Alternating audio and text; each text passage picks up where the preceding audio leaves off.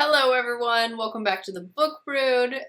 And today we'll be bringing you our July 2021 wrap-up. We each read 7 things. I was in a massive reading slump, and then the last week, I just read most of this. I think what happened was I got some new headphones that I can wear at work, and so I've been binging through audiobooks at work, which has been really nice. So the first thing I finished, and this was a carryover from my June TBR, and I was reading this with the children, and that is Anna on the Edge by A.J. Sass. And this is a queer middle grade story about a non-binary figure skater coming into their own, trying to figure out their identity. And it's, yes, the main character is non-binary, the author is non-binary, and the author has a lot of experience in the figure skating world. So it felt very authentic. It was a lot of the main character, Anna, working with their coach and preparing for competitions, and it was very, very atmospheric. Yeah, I listened to a few chapters of that with you guys, and yeah, definitely pulls you in.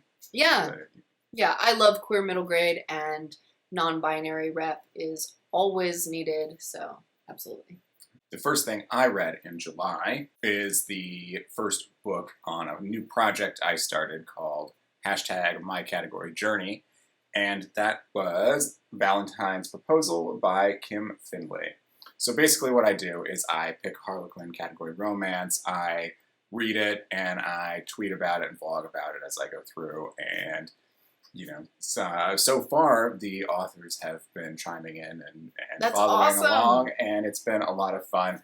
And this was a great book to start out on. So this is part of the heartwarming line. So this is just like hugs and kisses only, but totally just like feel good and everything. Small towns, and I learned this the other day from the Categorically Romance podcast that from one of the editors of this line, that the towns have to kind of be focused around a singular thing. So in this one, it's they're retooling their town. They used to be a mill town, and they're retooling it to become a romantic destination for like weddings and things like that. So they're renovating the mill to become an event center and all of this stuff. And our heroine, Mariah, she is from out of town, and she's going to oversee this transition of this town. And our hero, Nelson, is the town veterinarian, and he likes things just the way they are. But, you know, just through circumstance, they end up having to work together, but then also it's fake relationship too, because they something falls through, and she needs a proposal for Valentine's Day. Oh no! You know, for the publicity and everything. So they like circumstances means that he like owes her, so they're gonna stage this whole thing, and you know it's just gonna be pretend. It's always just pretend until it's not. Oh, it's wonderful every time, is what you mean. Every time.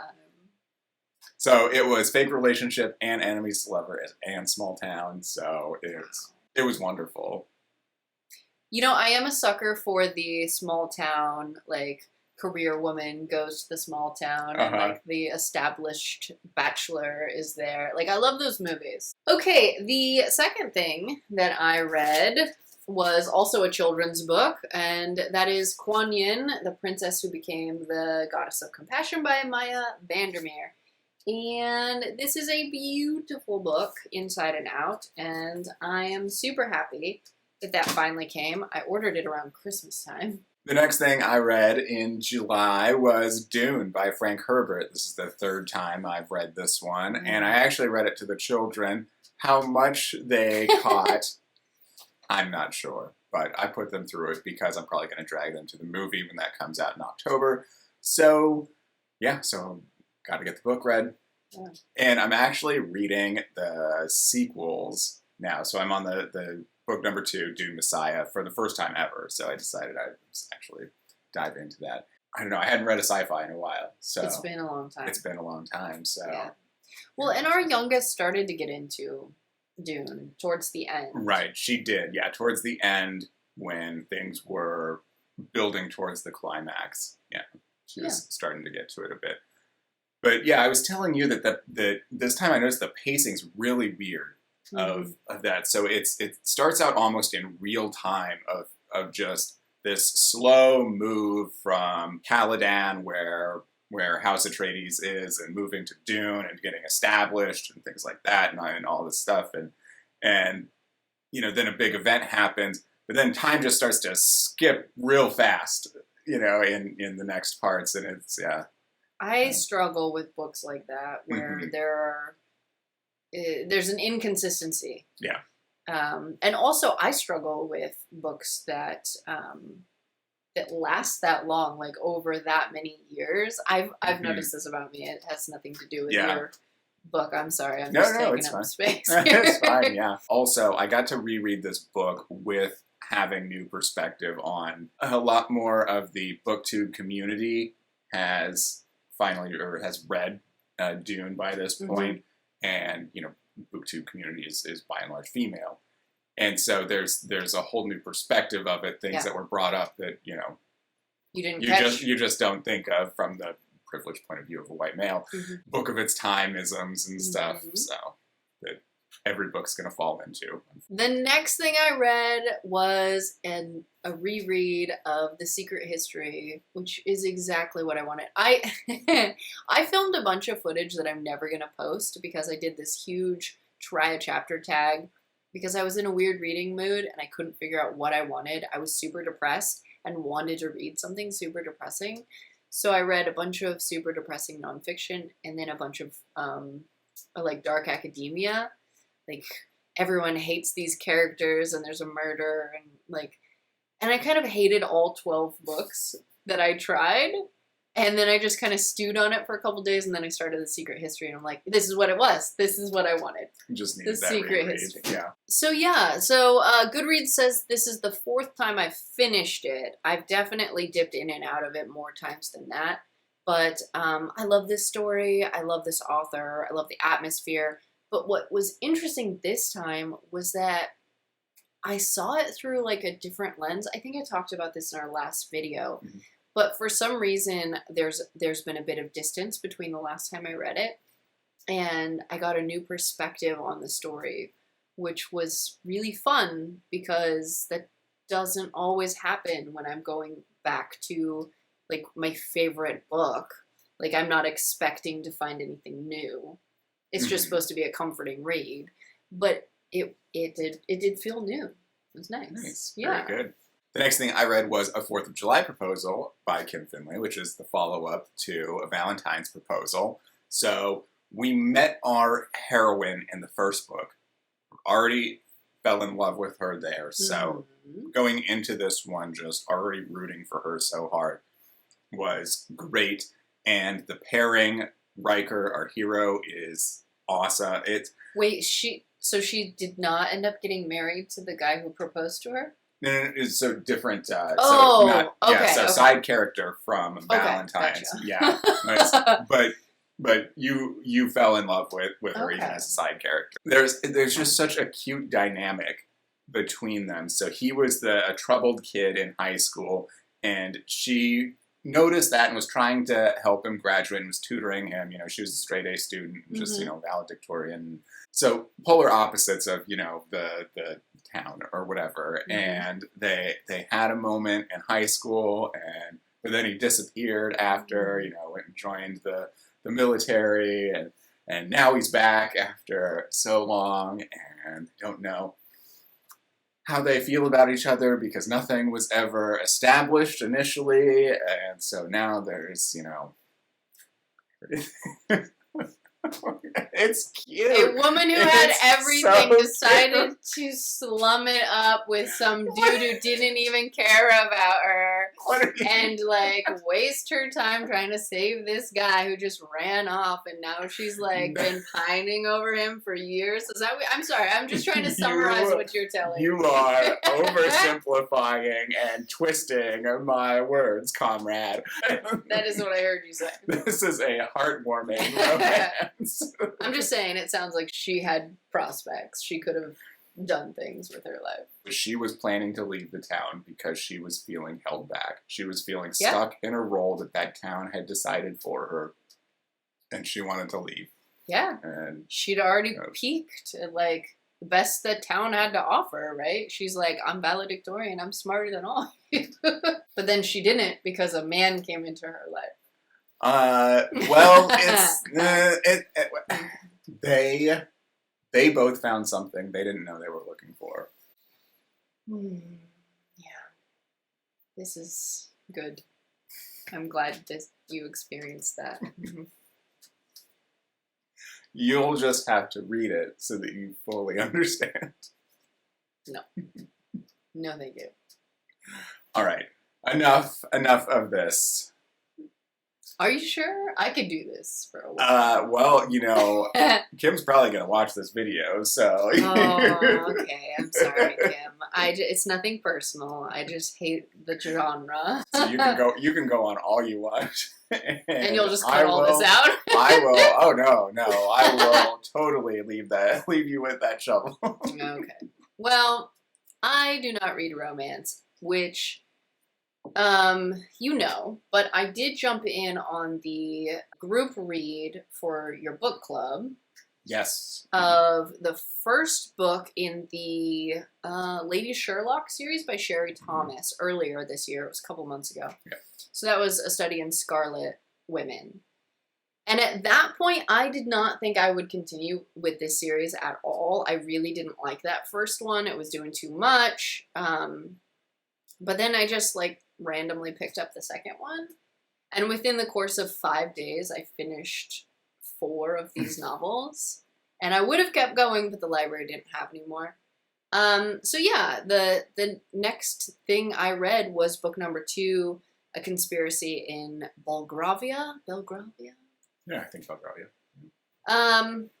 Yeah, which was better than the first one. Because I think the big thing for me is they dropped that second point of view.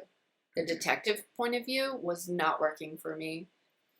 And I didn't care. But now that the Lady Sherlock character is established, she has more access to the case.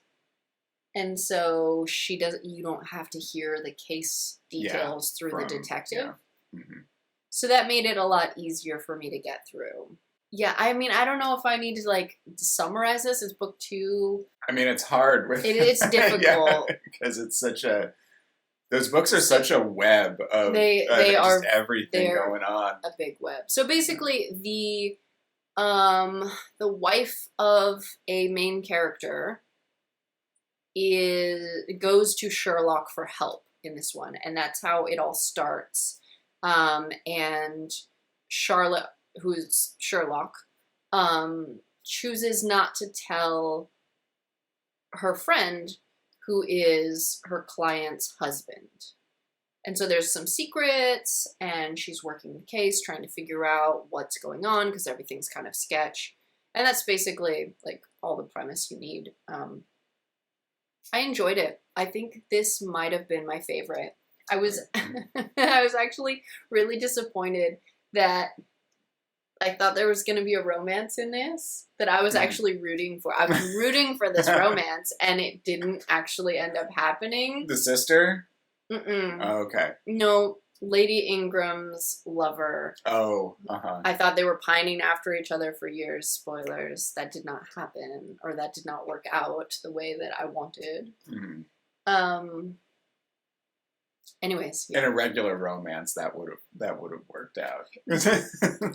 But I think what it is that Sherry Thomas convinced me that there was enough years of pining and an established emotional connection, and even though I never saw it on page, for some reason she got me to believe it.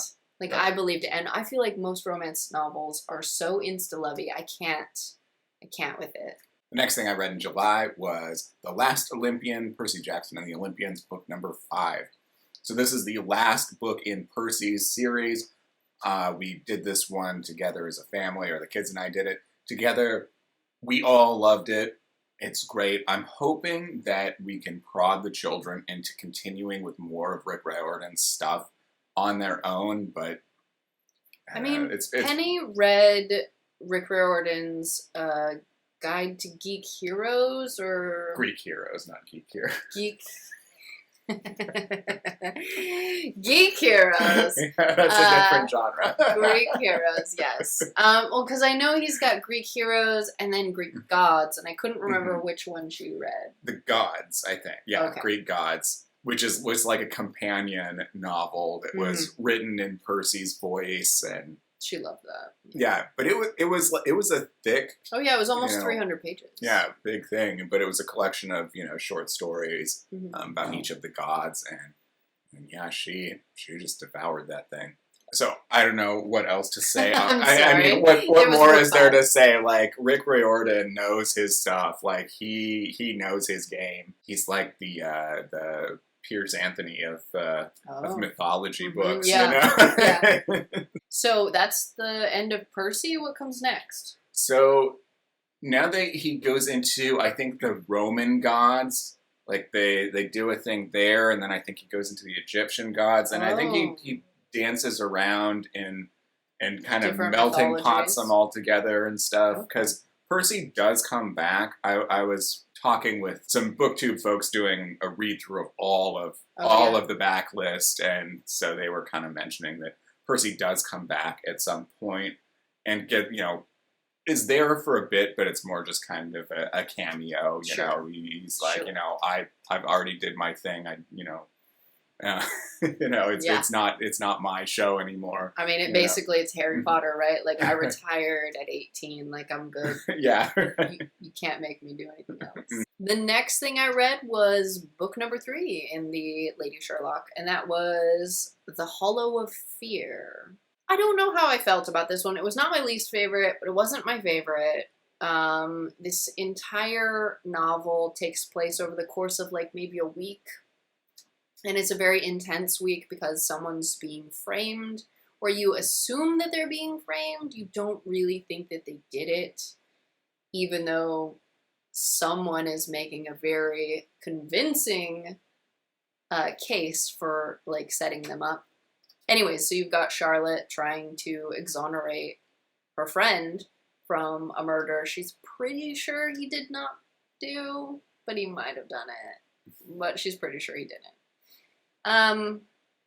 Yeah, I mean, it was okay. I liked that they were able to, instead of using the detective as the other source of information like that Charlotte can't see, because Charlotte's been basically shunned from society, so she has a really hard time, getting into certain spaces. So they have her sister, Olivia. So Olivia is kind of that other person who's seeing the inside of society and what's going on there, what the rumors are and the drama. And that's where you're getting your information instead of Detective Treadles, which I don't like Detective Treadles. No, he's a trash person. Oh, yeah. I mean, he's totally written to not be sympathetic towards him at all. No. Like, you almost were at the beginning of the first book. No. And then like, you just... I almost was at the end of the 5th book. Almost. But no, mostly no. I haven't gotten that far. I like the 3rd book. The 3rd book was my favorite. Was it? Yes. I liked that the story was very contained in one area. But you've only read the first 3. Right. I liked Sharon Ford Holmes. Yeah, Sharon Ford Holmes was... I think that was a really good... choice by the author. I like the avenue of storytelling that character opens up going forward. And I think it really does harken back to the mythos or whatever behind the character. The pipe and everything. Right. I mean, yeah, absolutely. There were the I think there was at one point, I don't remember which book, that character puts on a cap and is like playing around with how they look. And so, yeah, absolutely. And the master of disguise, right? Mm-hmm. That's a big Sherlock thing. Anyways, yeah, it wasn't my favorite. I think if I had to rank it, I would say maybe my second favorite. The next thing I read was book number 2 in my category journey, and this was Married for One Reason Only by Danny Collins. This was a Harlequin Presents line. This was the first Presents I ever read. So the thing with the Presents line is it's like just so beyond your own world. It's billionaires and CEOs and movie stars and exotic locations, globe-trotting, and so it's like the exact opposite of heartwarming because there's like on-page sex and stuff, and so yeah. So we've got our main character, Oriel, who is a model, and she is doing her modeling thing, and then we've got VJ, our hero, who's in security, and they meet because he was assigned to collect her DNA because someone is suspicious that she's a distant or a relative, a lost relative of some sort. So this is mostly an accidental pregnancy story between Oriel and VJ, and it's great. Those are always fun in fiction. Where consequences are, mitigated. A fairy tale. They're very small consequences. This was great. It was just, high society and just lavish parties and dresses and beautiful people. And yeah, it was great. And Danny Collins is just a great, great person. Was just such a great sport about it throughout the whole thing. Razzing me along the way and everything. So it was wonderful, wonderful experience. Nice. And the sequel, Manhattan's Most Scandalous Reunion, it comes out in September, I believe. So, ooh. Yes, it's burning a hole in my wish list. Okay, and the next thing I read was book number 4 in the Lady Sherlock, and that is The Art of Theft. And this one was my favorite, which is weird because it was a heist book. And that I wouldn't think would be my cup of tea. What with all of the YA doing heist books, and I'm not here for it, but like this was Sherlock Holmes and company doing a heist while also trying to solve the mystery. And that element, it came together. Like these books are, like you were saying, there's such a web, and there are so many different layers. So you have the mystery that you as the reader are trying to solve. You have the mystery that Sherlock is already solved, like probably page 3, and just has to like confirm a few details as they go along. But like, you don't find out until the end, until Charlotte is like, oh yeah, this is how it went, or whatever. Like it always gives the impression that Charlotte knows much more than she lets on with her group, but she is leaning very heavily on her group, especially in these later books. So it's not just Mrs. Watson, but her sister plays a big role in this one, and Lord Ingram plays a big role in most of these later novels. I'm trying to remember that Mrs. Watson's daughter also plays a big role. Yeah. And so there's a whole crew. They're hired / blackmailed into doing a heist. The reason they kind of go along with it is because Charlotte knows something's going on here. There's a mystery that she wants to solve. And this is a perfect opportunity to get paid to solve this mystery. There are so many layers, and I want to spoil it, but like I don't. Let's just say Moriarty plays a much bigger part. They had been just like just teasing him to that, yeah. Okay, I'm spoiling it. Basically, they have to steal from Moriarty. There we go. That's a dangerous game. It's a super dangerous game, and I like that the author went there because they'd been just hinting about Moriarty for a long time, and we finally got the stakes upped all the way to like we're stealing from Moriarty. Oh my gosh, what are we doing? So yeah, this was definitely my favorite out of the 5 that I've read so far. The next book I read is No Good Tea Goes Unpunished by Bree Baker or Julianne Lindsay. This is book number 2 in the Seaside Cafe Mystery series. So we have Everly Swan again, and we have a murder on her island again. This time it is the new fiance of an old friend who's returned to the island. This guy is a billionaire that her friend just happened, upon on a vacation. They fell in love. It was this whirlwind romance. But he ends up murdered quickly after their wedding ceremony. Grady Hayes and Everly Swan have to solve this mystery together again, even to the begrudgment of the actual law enforcement officer, Grady Hayes. So, lovely. Yes. So, amateur sleuthing with our love interest detective saying, "Leave this stuff to me." I love it, though.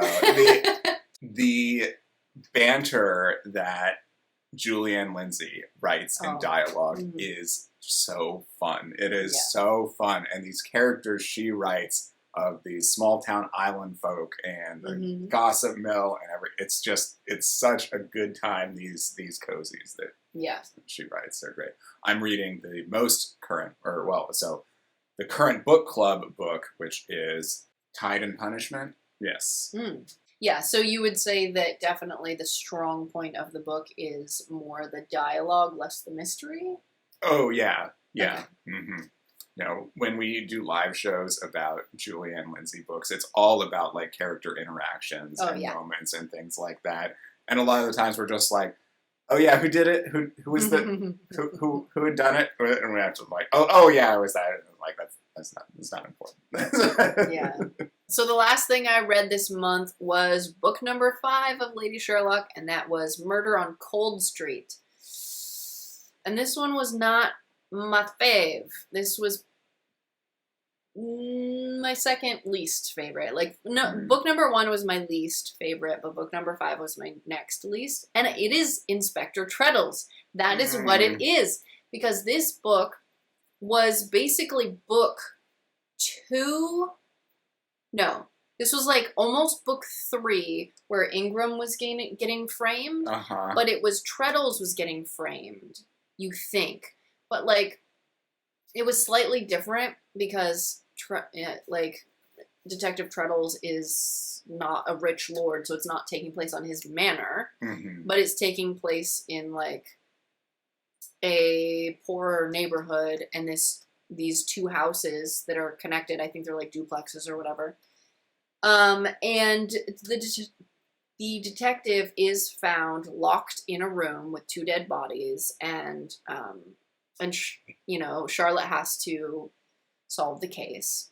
And there was a party going on, and so you get everybody's different point of view, and you're trying to figure out, okay, at what time who went in the house at this time and who left at that time. It's like the clue set up.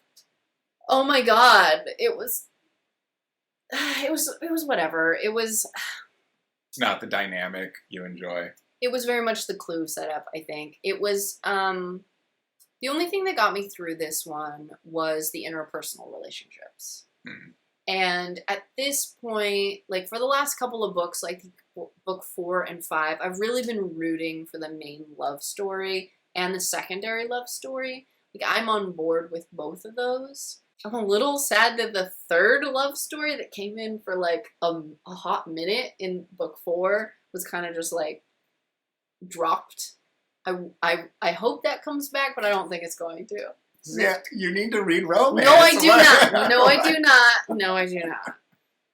Which is weird because I do not like romance, but that's the only thing that got me through book 5. The mystery was, it was eventually, once it was solved, it was kind of satisfying to get a resolution, like a nice pretty bow, but honestly, it felt like it was being overcomplicated for no reason.